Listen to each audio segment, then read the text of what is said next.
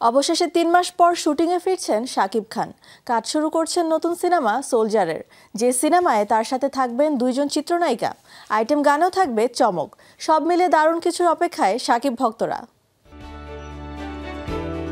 তাণ্ডব মুক্তির প্রায় ৩ মাস পর শুটিংয়ে ফিরছেন শাকিব খান। এ মাসের শেষেই তিনি অংশ নেবেন সোলজার সিনেমার শুটিংয়ে। দেশ বিদেশ মিলিয়ে হবে শুটিং। সোলজারে নায়িকা হিসাবে থাকতে পারেন তানজিন তিশা। শাকিবের সঙ্গে অভিনয় করবেন আরও একজন চিত্রনায়িকা। আইটেম গানেও থাকবে চমক। যদিও সিনেমা টিম থেকে এ নিয়ে আসেনি আনুষ্ঠানিক কোনো ঘোষণা।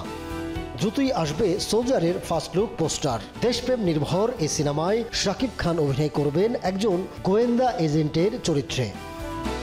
সিনেমাটি পরিচালনা করছেন সাকিব ফাহাদ। এটি হতে যাচ্ছে তার প্রথম cinema.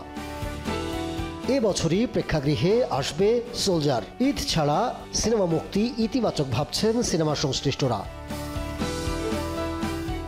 Ahmed Tauquir, showbiz tonight.